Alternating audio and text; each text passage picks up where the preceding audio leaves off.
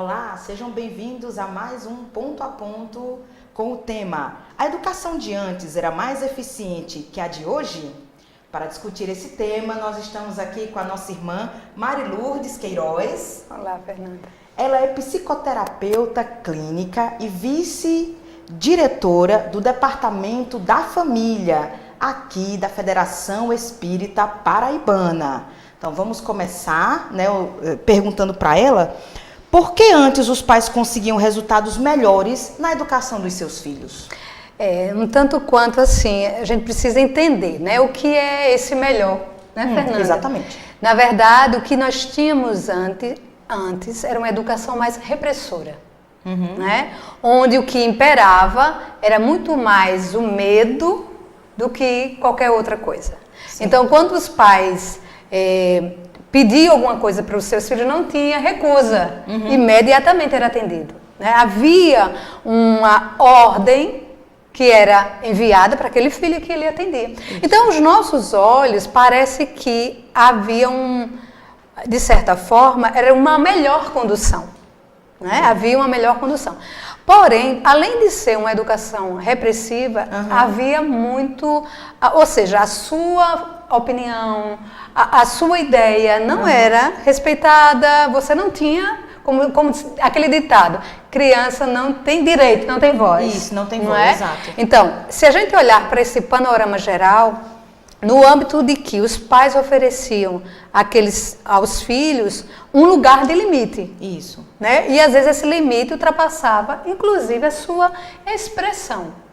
Né? A sua expressão, ou seja, você não tinha a condição de dar uma opinião. Né? Você tinha que apenas seguir as regras. Entendo. Né? Então, era uma educação muito repressiva, onde muitas vezes esse filho perdia a noção de si mesmo, ou seja, o que imperava era a opinião completa dos pais.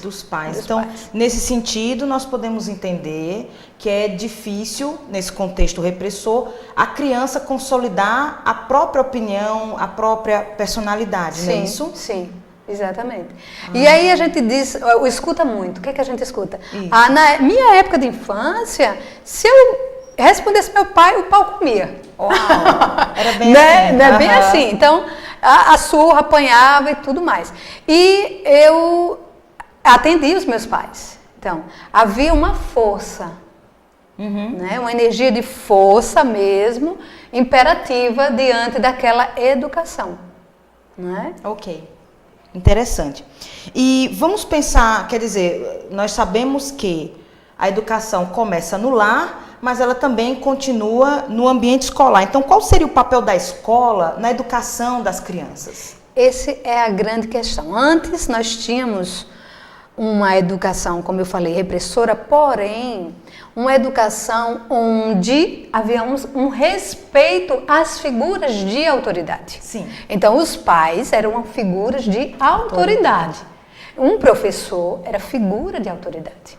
Né? Então a escola ela tinha uma contribuição de favorecer a aprendizagem, esse saber, né, que se estendia na escola. Hoje, infelizmente, estamos numa outra estrutura em que os pais estão delegando para a escola algo que não é da sua competência. Exatamente. A escola é parceira da família no processo educativo. Mas as questões morais precisam ser colocadas na responsabilidade dos pais. Exatamente. Né? Então, eu digo sempre um exemplo. Quando você, em família, por exemplo, você aprende o que é vamos dizer assim, um pé de manga. Isso. Né? Um pé de caju. Na escola, você vai ter esse saber que já é trazido, ampliado. Você vai saber que aquela árvore ela é formada por raiz, caule, folhas e frutos. Legal. Então, vai trazer um saber diferenciado para ampliar aquela estrutura. Exato. Né? Ou seja, ela é um complemento desse saber que você vai adquirindo. Mas ela não a escola não tem a função de educar no campo da moral, das questões morais.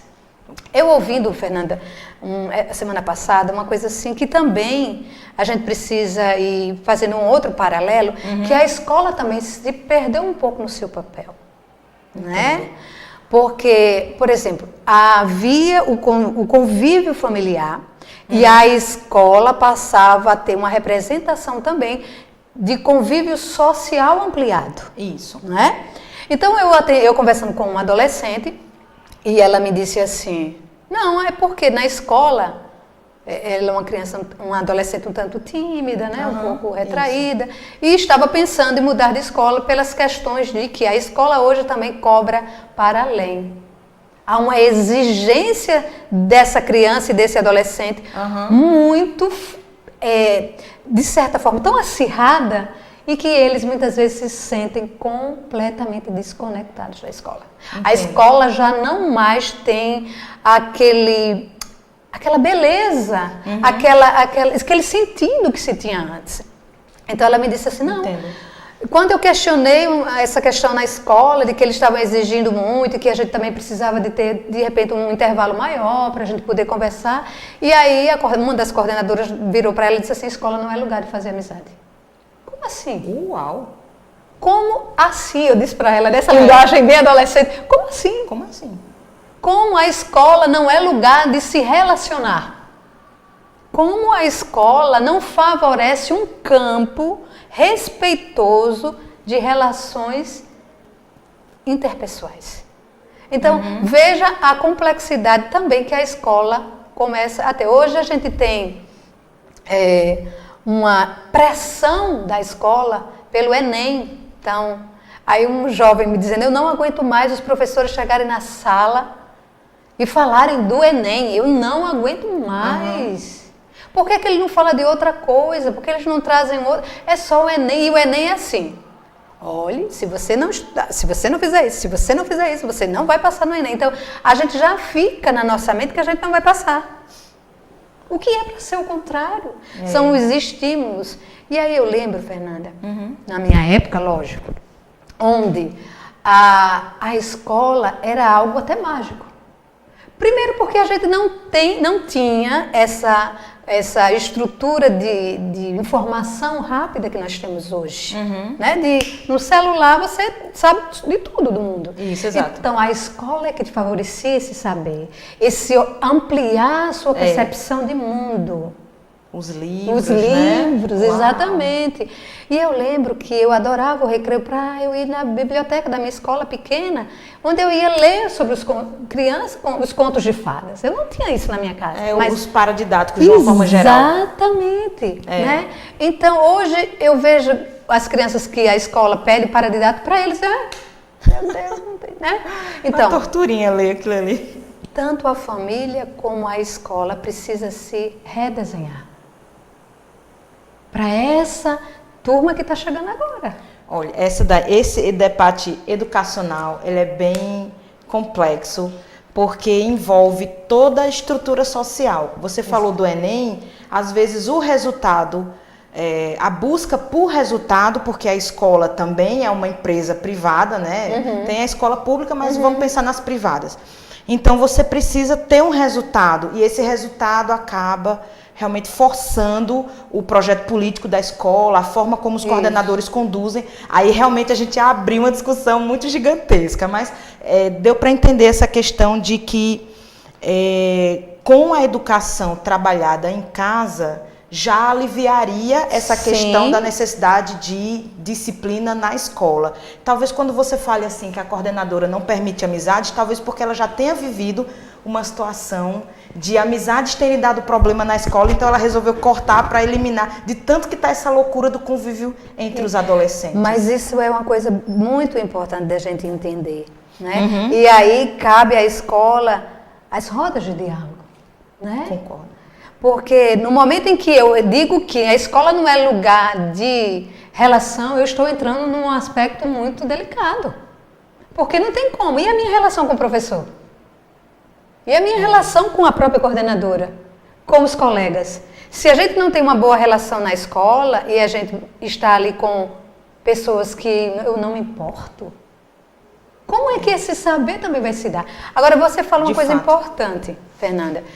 Como os pais estão omissos, e os pais não estão colocando limites em seus filhos, a escola passa a sofrer as consequências. E aí, por isso que é necessária essa discussão, não só a escola, mas a família, do seu papel, do papel de cada um. Porque se eu não respeito os meus pais, eu não vou respeitar os professores. Eu não vou respeitar esse espaço que está sendo favorecido para mim, no meu desenvolvimento intelectual e pessoal. Exatamente. Né? Porque eu faço o que eu quero, não me importa se os meus pais estão pagando ou não. Não me Aí importa. realmente perde Então, o sentido. como diz, entra num ouvido, sai no outro, e às vezes, lógico, o professor está ali dando toda uma dedicação com turmas de jovens que estão completamente alheios. Exatamente, a gente tem observado esse fenômeno. Você falou da questão do limite, né? Então, essa questão do limite nos remete a um outro assunto. Bater educa ou deseduca? A questão do bater, né? Que antes era tido como uma coisa normal. Hoje, né, com a própria lei da criança e do adolescente, em que essa questão foi muito discutida, porque tudo que excede os limites não educa. Né? Já perde o sentido. Até porque se a violência, a agressão física fosse resolver, nós não teríamos os presídios. Não é? Exato. Então, não educa. Violência de tipo nenhum educa. Ela pode temer, você pode oprimir alguém, mas você não faz com que aquela pessoa reflita. E de alguma forma, aquela agressão que você foi submetida, ela vai repercutir de uma outra forma. Seja na sua dificuldade de relação com uma outra figura, né, de poder, né, de autoridade, seja na sua própria relação com as pessoas, porque a gente pode dizer assim, é uma situação em cadeia. Então, eu sou violentada aqui, na minha família, e essa agressividade eu vou passar de alguma forma. De alguma forma eu vou passar. Exatamente. Seja na forma de falar, né? Seja, no contrário, o meu retraimento, o meu medo. Né? Então, o que a gente tem? A gente teve uma geração onde, além dessa autoridade ser o máximo, né, no sentido da opressão, nós tínhamos muito essa questão da linha. Escreveu, não leu, pau comeu. Isso, exato. Né? E o que se criou que essa geração, que são os pais de agora? Então, vamos entender. Se na geração, vamos dizer assim, dos meus pais ou das pessoas mais velhas que eu, havia agressão física, isso eu trouxe de alguma forma no meu psiquismo e hoje eu sou pai e mãe. Isso. E o que está acontecendo hoje? Eu não quero repetir o que eu vivi. Não quer repetir. Porém, eu não sei o que é o equilíbrio. E aí eu vou entrar num outro paradigma que é a total liberdade, a falta do limite. Porque limite é você ter autoridade. Porque limite é toda uma expressão, não é só, para com isso, não, é uma força interna. É uma construção. Uma construção. E eu conversando com uma família, pai e uma mãe no consultório, e ele disse assim para mim, na minha época, se eu fizesse alguma coisa, meu pai batia. E hoje, o que acontece com ele, com os filhos? Ele não tem a mínima autoridade. Ele não tem força nenhuma com os filhos. Ele não consegue, nem ele, nem a esposa, dar limites.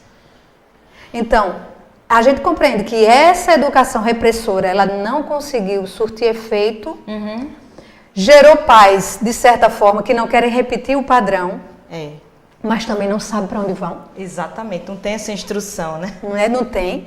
E aí a gente está caminhando, logicamente, nós vamos caminhar para um outro movimento, que está em processo. Por isso que nós estamos vivendo um certo caos educativo. Né? Eu entendo. E nesse sentido, você poderia deixar aqui, para os nossos amigos que estão nos acompanhando, alguma sugestão de como contornar ou minimizar esse problema? Você fala do limite? já que o bater não funciona, quais dicas você poderia passar para os pais que estão nos assistindo para minimizar esse conflito entre pais e filhos? A primeira coisa, os pais precisam saber qual é a sua função. Exatamente. Eu conversando com o pai, ele disse assim, não, mas é porque eu quero ser amigo. Eu disse, você não é amigo do seu filho. Você é muito mais do que um amigo, você é pai. E você precisa compreender esse papel, essa função de ser pai e de ser mãe. A amizade é outra relação.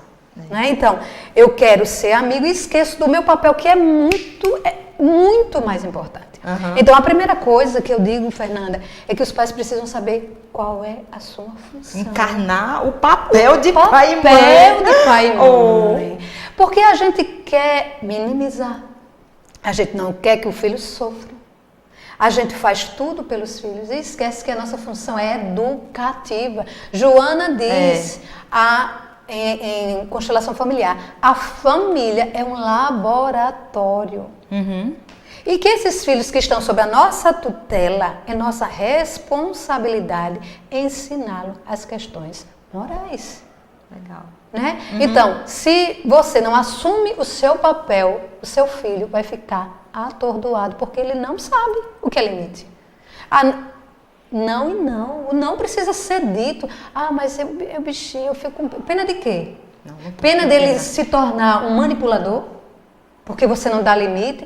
Mas ele vem... Vejam, há uma diferença, Fernanda, entre você abrir o espaço para ouvir o filho, para entrar até numa argumentação. Outra coisa é você se submeter à vontade dos filhos. Você encontra pais que chegam no consultório com filhos de 5 anos e dizem para mim assim, Mary, porque Marilu diz, eu não sei o que fazer. Como assim, gente? Nossa, na escola a gente também escuta 5 anos de idade, é uma criança. Como é que você... Lógico, eu não digo assim, né? Mas eu pergunto, qual é a sua dificuldade? Não, porque ele fica no tablet ou ele fica no celular. E eu digo, filho, está na hora de dormir. Filho, está na hora de dormir. Eu digo, e quantas vezes você diz isso? Não, eu digo várias vezes, mas ele não me obedece. Ele não vai obedecer você nunca. Tem que ter uma ação mais... Hora de dormir. 5 minutinhos para você terminar aí o joguinho. Não terminou não, filho, me dê. Acabou-se. Acabou. Mas porque o meu adolescente, olha, ele fica direto. Quem paga a internet? Porque tudo eu acho que é argumentação. Não é? A gente não vai chegar, pronto, agora eu vou botar ordem e aí você vai entrar num outro extremo. Querer ser algo que você não é. E hoje a gente sabe, Fernanda, os jovens, as crianças, elas são argumentativas. Elas chegam para conversar. E você precisa dizer, filho, olha, você tem um horário a cumprir. Você tem direitos, mas você também tem obrigações. Tem os deveres, correto? Tem os deveres. Se eu não ensino, é a mesma coisa. Hoje as crianças não participam das tarefas domésticas e os pais fazem tudo. Ficam lá o dia inteiro, no final de semana. Muitos pais às vezes não têm uma pessoa que colabore na família. E o pai e a mãe trabalham a semana toda e o filho está muito bem lá. Não, está errado. Participar das atividades domésticas, colaborar e ensinar a viver em sociedade. Exatamente. Então, se eu estou sempre fazendo o que eu quero, na hora que eu quero, sem limites, porque o limite dói, Fernanda, nos pais. Dói. Limite dói porque a gente acha que tá, sabe? Eu tô frustrando, mas acho que vai perder o amor do filho e não quer. Pois é. Nossa. Frustração faz parte do aprendizado, porque o que é a frustração? É você entender que nem tudo você vai poder. Tem coisas que você vai buscar fazer e aquilo o pai precisa estimular quando o filho tem uma dificuldade, uma timidez. Aí às vezes o filho diz, mas eu não consigo. Pronto, aí é o momento que você estimula, que você auxilia. Mas tem coisas na vida que você precisa dar limites claros. Limites claros. Aí eu te odeio, eu tenho raiva de você, não tem problema. Paciência, vai passar. Vai passar. Pois é, nesse sentido, como mostrar essa equidade aos filhos sem se submeter a essas questões psicológicas? Exato. Como é que a gente faz isso? A questão da convivência e do exemplo, Fernanda. Se eu quero que meu filho tenha, seja justo, e eu não sou. Se eu não quero que o meu filho minta, e eu reclamo, e ele me pega mentindo. Né? É aquela coisa, não, diga aí que eu não tô, não. Aí o filho no telefone vai dizer, meu pai tá dizendo que não tá, não. Que não tá, não. Né? Como assim? É fantástica essa piada. Então, você primeiro precisa ver em você aonde estão as suas dificuldades, porque primeiro, pai e mãe não é perfeito. E às vezes a gente precisa dizer pro filho, desculpa, eu me equivoquei, eu fiz isso errado. Porque o filho primeiro vai ver que o pai comete equívoco, mas é capaz de pedir desculpas. É um grande aprendizado. E aí vai ser um aprendizado para o filho também, que tem horas que eu vou precisar pedir desculpas. Que eu também errei. Pai, desculpa, eu errei, você me pediu para fazer isso. Então, eu vou mostrando através do meu exemplo, não só da minha fala, da minha argumentação, do meu discurso, o que é ser justo, né? O que é lidar com essa, onde é bom para todos. E daí a importância do Evangelho no lar, para que a gente possa discutir determinadas questões importantes. Daí a doutrina que primeiro nos mostra que os nossos filhos são espíritos. Nós não somos donos dos nossos filhos, nós apenas eles são tutelados. Né? Está sobre a nossa tutela, está sobre o nosso cuidado, né? Mas que é um espírito que vem milenarmente trazendo várias questões e eu estou aqui para auxiliá-lo. Exatamente. Né? Impressionante. E aí, nós pensamos um tema que é muito recorrente, a questão da superproteção. Então, na sua opinião, a superproteção, ela dificulta essa jornada da criança e do jovem? Completamente. Completamente. Nós estamos vendo hoje nos consultórios, né? Jovens extremamente dependentes. Dependentes em todos os sentidos. Né?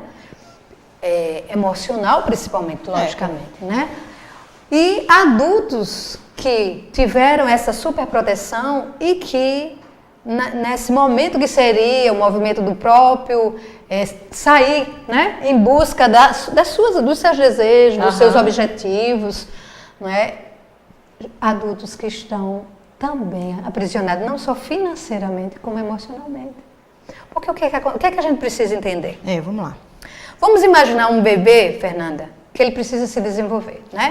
Então, um bebê, ele precisa de estímulos para que ele fale. É importante. Né? Tem até uma psicóloga que fez um estudo de caso, né? De uma criança que chegou no consultório e os pais estavam muito preocupados porque ele não falava. Foram no otorrino, fizeram todos os tipos de exame, ele não tinha problema ocular, audição nenhuma, não tinha. Então, aos estímulos lá do médico, ele atendeu. E aí, na psicóloga, ela foi começando a observar como era a rotina dessa criança. Ela já estava com mais de 2 anos e não falava nada. Né? Então, eu e a minha esposa trabalhamos fora, muitas vezes nós chegamos, ele já está dormindo.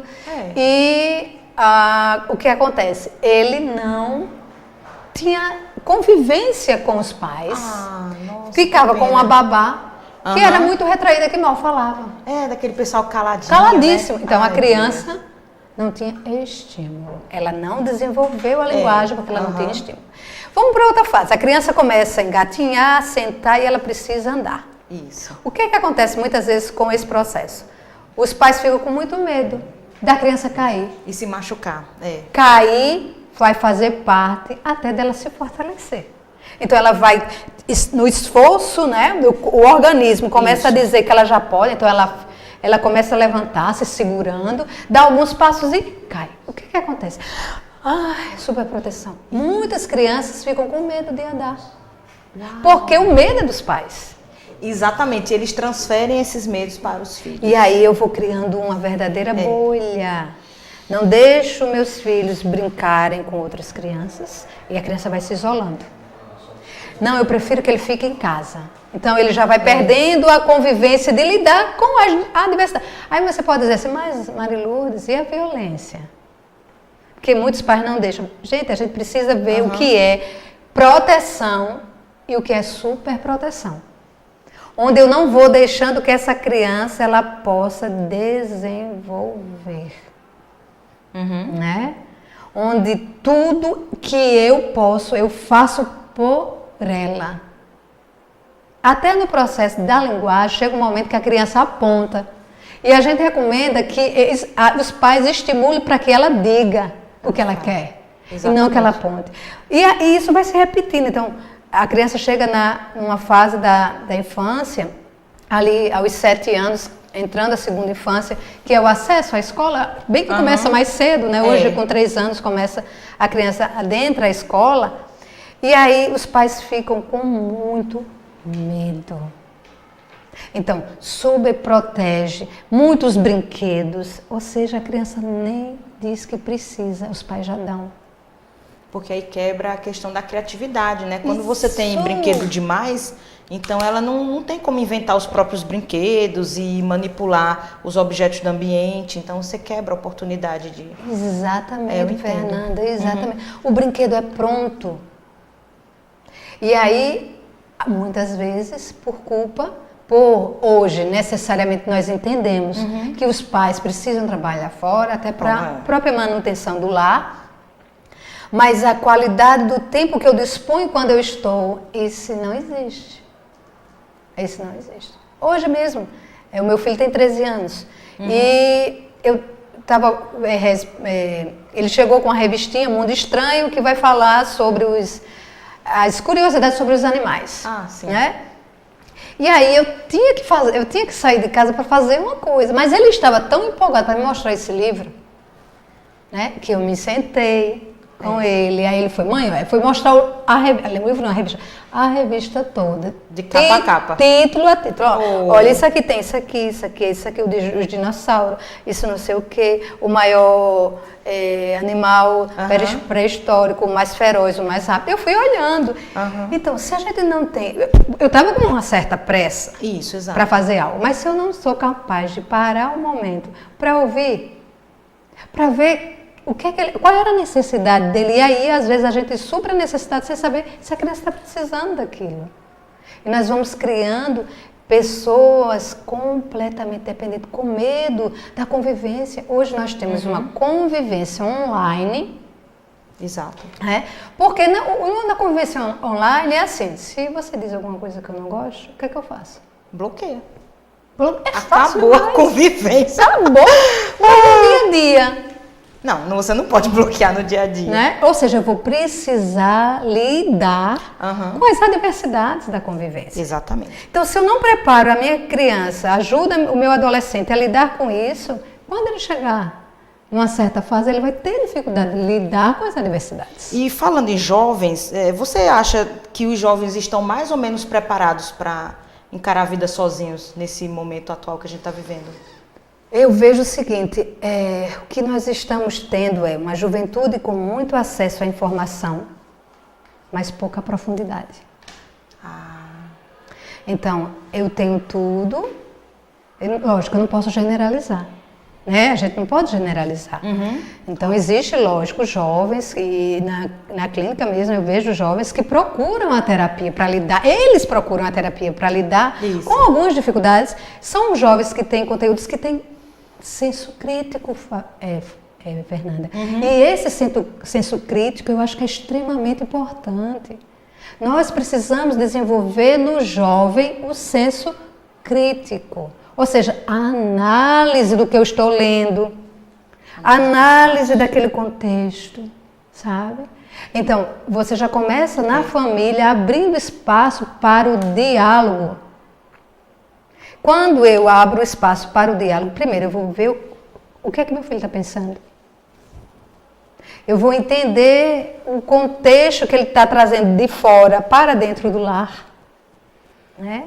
Eu preciso auxiliar esse jovem a compreender as dificuldades, as adversidades. Se eu não faço isso, eu vou criar um jovem que ele vai ser muito vulnerável, muito, às vezes, permissivo a determinadas coisas, porque os pais são foram com ele, permissível. Eles vão ter dificuldades de dizer não. Não é? Eu me lembro, Fernanda, eu comecei a trabalhar com 15 anos. Então, eu vim do interior para João Pessoa, estudava de manhã, conseguia um estágio de tarde, então eu estudava de manhã, trabalhava à tarde e ia para casa. Isso do primeiro ao terceiro ano e na universidade também. Né? O que é que a gente tem hoje? Os pais têm medo. Isso não é todos, lógico. Mas a maioria, os pais têm medo que os filhos enfrentem. Não, eu prefiro que ele fique em casa. Se tudo é facilitado, essa é a grande questão, meus irmãos. Se vocês facilitam demais a vida dos seus filhos, vocês estão tirando dele a oportunidade de aprendizado. De lutar pelo que ele quer. Isso, Fernanda, exatamente isso. Então, às vezes, a falta gera no jovem a vontade de conquistar algo, de querer aprender algo. Meu filho é uma fase bem interessante. Assim, há algum tempo ele veio falando que quer ser biólogo. Uau! Quer ser biólogo. Aí ele disse, mãe, mas assim, como é? Eu termino a biologia e aí eu já vou trabalhar? Eu disse, não, assim, você tem opção. Você pode ser um professor de biologia, do ensino básico e médio, né? Isso. Ou você pode ampliar o seu conhecimento e ser um pesquisador, e aí você fazer uma especialização, fazer um mestrado, fazer um doutorado, e aí você vai seguir o caminho que você quiser. E aí ele disse assim, aí teve um dia desse que ele chegou e disse, mãe, estou preocupado com o meu futuro. Eu disse, como assim? Está preocupado com o meu futuro? Ele disse, não, porque o meu amigo, é um amigo dele que o pai está fazendo um doutorado fora do Brasil, eles são muito amigos, e eles conversam muito. Aí ele disse, não, porque o meu amigo disse que ele vai fazer biologia também, ele vai fazer biologia, ele vai querer fazer um mestrado, pesquisar, não sei o que, ele disse, era o que, era uma vida marinha, alguma coisa, fora do Brasil. Então ele já tem tudo definido o que ele vai fazer. Eu disse, meu filho, olha, a gente faz um caminho, você vai descobrindo. Porque às vezes, Vitor, a gente vem com um pensamento e na medida que a gente vai fazendo o curso, a gente se encanta com outras coisas. E a gente pode mudar. O planejamento muda. Isso não quer dizer que porque você não está achando que decidiu agora, isso não vai dar. Pelo contrário, você vai abrindo a sua mente para que você possa ver possibilidades. E encontrar aquilo que te encanta, que você se interessa. Ele disse, então eu vou fazer um mestrado e um doutorado. Agora vai. Pois é, você falou da questão da audição, né? De ter essa escutativa, de ter a paciência de escutar os filhos. Aí nos remete um assunto muito doloroso, a questão da ausência dos pais. Qual o impacto dos pais ausentes na personalidade dos filhos? Isso é muito forte, sabe, Fernanda, porque a criança precisa de referência. Né? Se ela não tem essa referência, ela pode buscar referências tortuosas ou referências que não tragam para elas conteúdo. Exatamente. Então, a referência pai, mãe ou cuidador, porque hoje a gente precisa entender a família muito mais ampla do que o pai e a mãe, às vezes é um tio que cria, o avô que cria, os casais homoafetivos, mas aqueles que estão ali construindo uma família, seja ela na estrutura que for, a presença é base, a presença é fundamental. Como eu disse, os pais hoje trabalham muito, mas o tempo que eles estiverem no lar precisa ser um tempo com consciência. Não adianta eu também passar o dia inteiro em casa e o meu filho está lá, no quarto, e eu estou fazendo outra coisa. Não é desse tempo. Não está tendo qualidade, né, no convívio. Não. Tô entendendo. Mas a falta efetiva desses pais afeta, sim. Porque nós vamos trazendo lembranças, nós vamos trazendo estruturação psíquica, base, onde eu esteja em algum momento, eu vou me recordar naturalmente daquilo que meu pai me disse, daquilo que meu pai fazia, né? Exatamente. Então, a gente diz na psicologia que a criança e o jovem, ele precisa ter uma construção efetiva, emocional, de contorno. Uau. Quando essa criança ela não tem esse contorno afetivo, ela fica muito vulnerável. E aí eu posso ter um ídolo totalmente equivocado, né? Como a gente tem muitos artistas famosos, mas com uma estrutura psíquica, emocional desestruturada. Exatamente. Né? Então, aos pais que estão nos ouvindo, refaçam o seu olhar, refaçam a sua estrutura de contato com seus filhos, né? Que vocês possam dar qualidade na simplicidade. A gente não precisa de muita coisa. Não complique não, minha gente. Vamos simplificar. Então, senta, conversa, faz um jogo, torna um dia agradável, sabe? Vai caminhar na praia, vai andar de bicicleta, né? Faz alguma coisa que você se mostre. Primeiro, Fernanda, hoje nós estamos tendo um fenômeno chamado filhos órfãos de pais vivos. Uau. Que são os pais que estão muito preocupados consigo ou com a estrutura financeira do lar. Exatamente. E não com a qualidade efetiva, emocional. É isso, do convívio. Né? Da convivência. Nós somos exatamente. seres de relação. Nós precisamos. Tem uma pesquisa que mostrou em crianças que filhos de pais que foram mortos na guerra, né? E que uns tinham todo um contato afetivo e outros não tiveram. E foram observando que aqueles que tinham contato afetivo, o toque, o carinho, a atenção, eles tiveram uma sobrevivência maior, um desenvolvimento maior até das próprias defesas físicas, não é? Então, o que a gente às vezes encontra? Jovens que chegam no consultório completamente depressivos, porque eles não são vistos, ouvidos. Não existe convivência no lar. Não existe. Exatamente. Né? E isso é muito doloroso para um jovem, para uma jovem. Né? Então, nós como pais e mães, precisamos ter muito cuidado. Nós somos responsáveis por esses seres. E o nosso papel é realmente estar em primeiro lugar. A vida de relação, a vida material é importante e necessária, mas ela não vai dar de volta o que a gente perdeu ao longo do desenvolvimento dos nossos filhos. Exatamente. E nesse sentido, qual a contribuição que o Espiritismo dá em relação à educação dos nossos filhos? Extraordinária. Né? A doutrina, ela primeiro nos mostra que nós somos seres espirituais.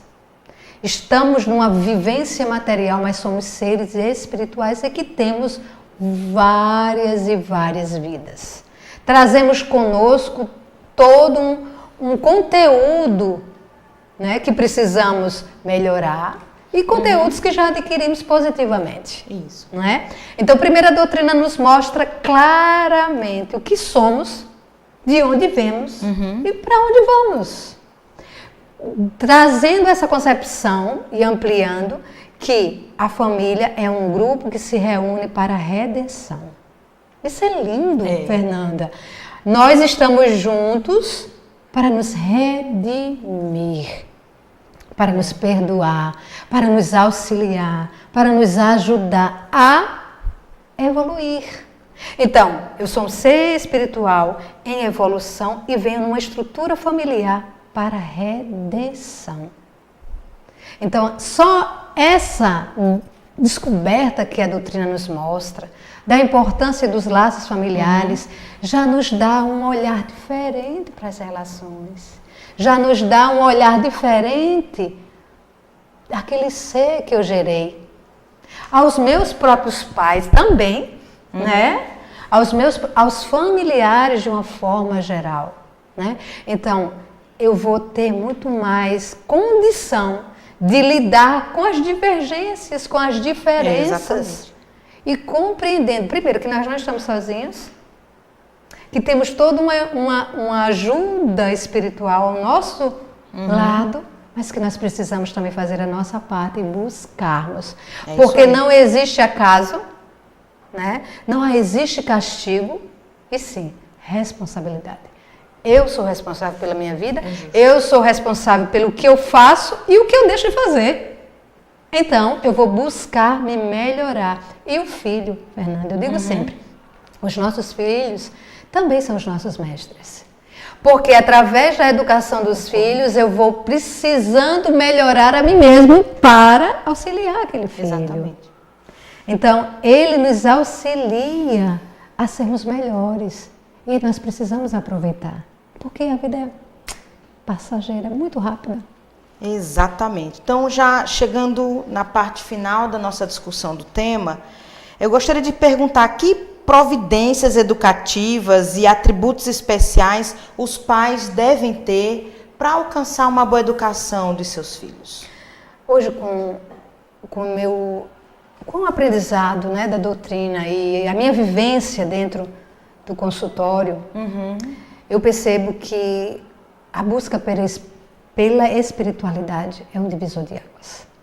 Uma família que busca viver não uma religião, mas viver dentro de alguma religião, mas viver a espiritualidade, né? Faz uma diferença porque nos preenche, Fernanda. Exatamente. Nos preenche porque nós sabemos que não somos apenas matéria, que nós somos muito mais.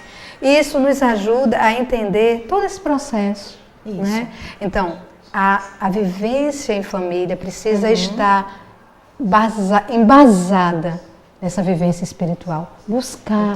Então, fazer o evangelho no lar, né? Se você é espírita ou se você é católico, evangélico, trazer essa reunião, trazendo a espiritualidade para o seu ambiente familiar. Isso faz toda a diferença.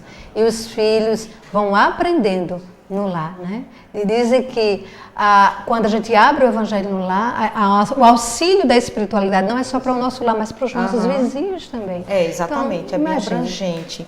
Então, em relação aos atributos, a gente poderia pensar o quê? A escutativa, né? De saber escutar os filhos, a questão da paciência, não seria isso? Sim, também. Nós precisamos ir desenvolvendo as nossas virtudes. As virtudes de uma forma geral, né? Então, a compreensão, né? A gente poder compreender o outro. Isso. Né? Como você disse, aprender a ouvir. Às vezes a gente quer falar. A gente precisa aprender a ouvir o que os nossos filhos pensam. Não é? A capacidade de compreender as diferenças. Né? Então, os nossos filhos são diferentes e como nós também somos. Se uma família tem 5 filhos, cada um tem uma característica. Né? Então, precisamos desenvolver as questões morais, respeito, convivência, partilha, né? Doação. Aprendemos a doar de nós. Né? Então, respeito, isso é fundamental. Fundamental em todas as relações. Não é? Respeitar o outro é dar dignidade àquele outro. É saber que aquele ser é tão importante quanto eu. E aí, Fernanda, a gente entra numa máxima que responde tudo isso. Isso aí, vamos lá. A de Jesus. Fazer ao próximo aquilo que gostaria de fazer a si mesmo. Fosse feito para né? Então, na medida que eu faço algo, eu vou compreender que o outro é uma extensão de mim. E eu vou procurar fazer o melhor onde eu esteja. Ser um bom pai, ser uma boa mãe, no sentido de que o amor é um amor com estrutura de dar condição ao outro de se desenvolver.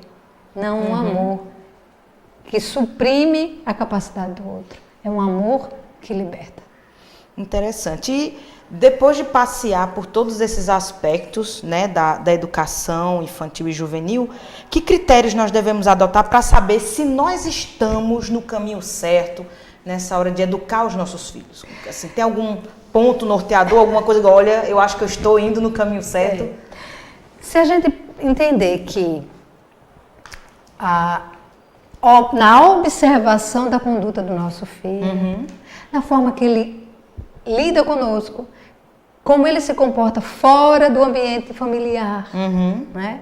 De ter a capacidade de ouvir para justamente perceber a linguagem desse filho.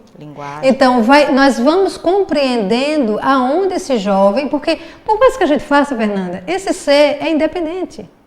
E pode acontecer que a gente faça tudo que estava ao nosso alcance, né? Tudo que a gente poderia fazer. E de repente, aquele ser, aquele espírito toma uma outra direção. Acontece. Acontece. Mas a nossa consciência de dizer assim, eu fiz tudo que eu podia. Exatamente. E, lógico, um pai e uma mãe nunca desistem de um filho. Mesmo que ele siga um caminho diferente daquilo que os pais podiam querer, né, que acontecesse. Mas eu acho que é isso. A gente vê esse filho se desenvolver com autonomia. Ele sendo capaz de buscar aquilo que eles almejam, que eles conquistam e principalmente respeitando as regras, respeitando os limites. Aí você vai compreender que você deixou sementes, porque quem vai dar o contributo daquela semente são eles.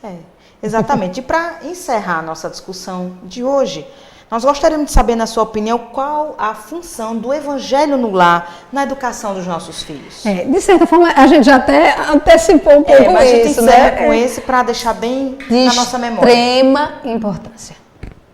O evangelho no lar é abrir as portas do nosso lar físico e do nosso coração, para que as mensagens do Cristo sejam internalizadas na convivência da família. No momento que você, só o movimento de reunir-se ali, você já abre um espaço de comunhão. Exatamente. Só isso em si já é um espaço de comunhão.